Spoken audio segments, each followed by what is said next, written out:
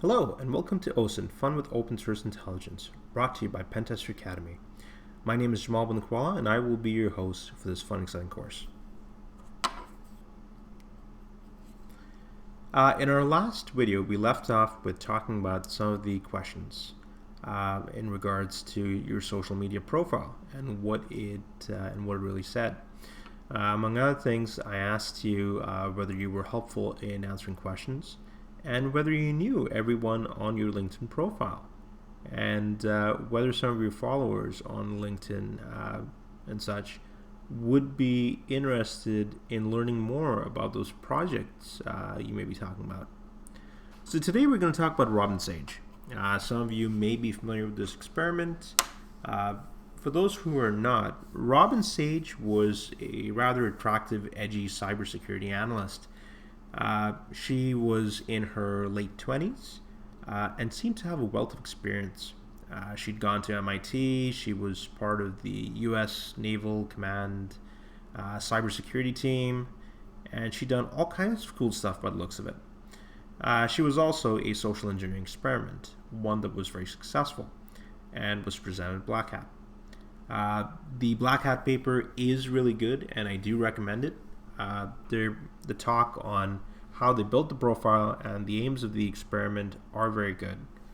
Definitely a worthwhile read, and the link, of course, is right there. But going back to Robin had fake profiles, fake profiles.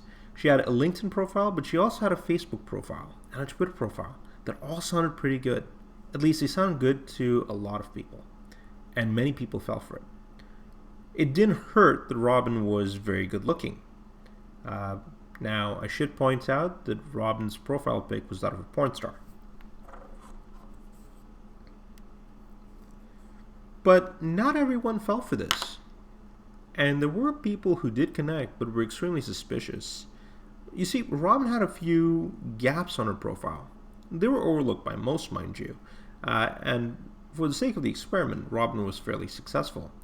For all, she got job offers, she made powerful contacts, requests for dates, she even got speaking engagements and an endorsement, and she wasn't even real.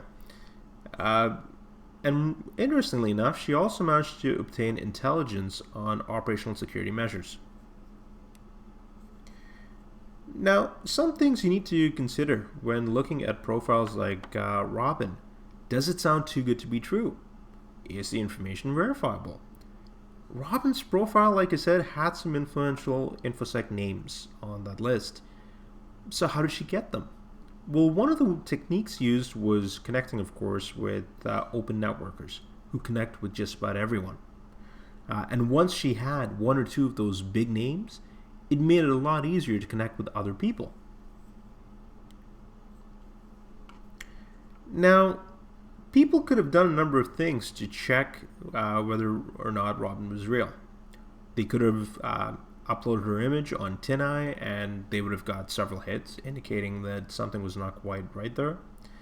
They could have looked for related social media profiles. In some cases, some fake sites or some fake profiles only have one.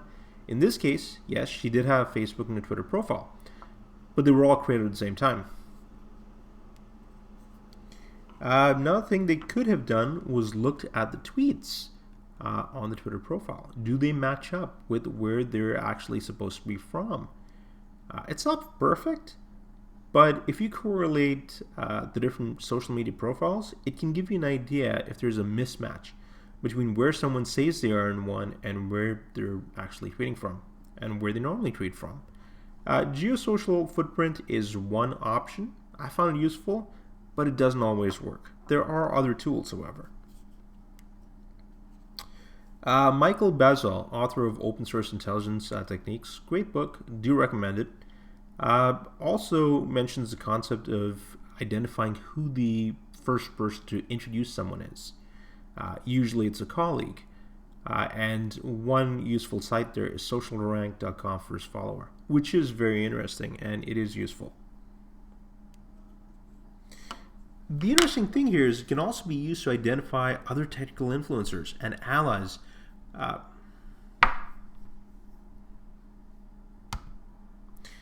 and friends for people with a public presence.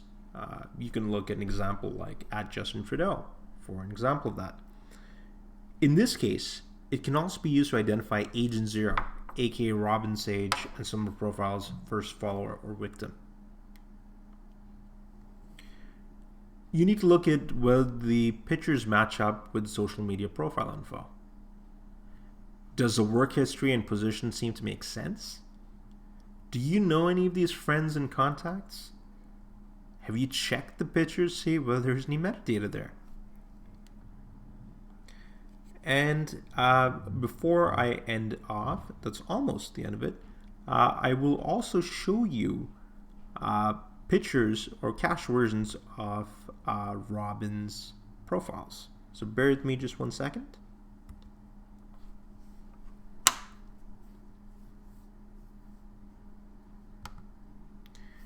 This is the cached version of Robin's LinkedIn page.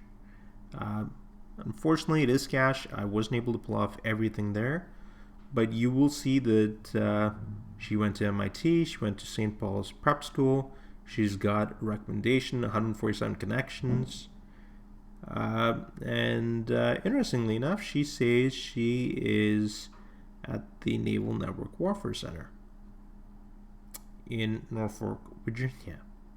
And it said she was an intern at a government agency.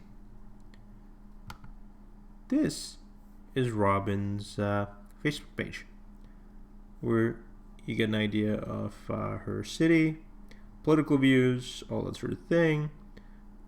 But interestingly enough, like I said, there were some people who didn't pick up on this and who felt that something was not quite right.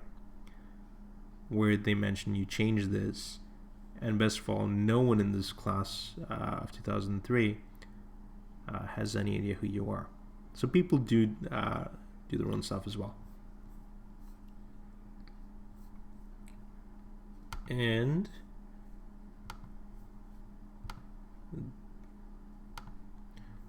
that is all time we have for today. So thank you, and I look forward to seeing you in the next video.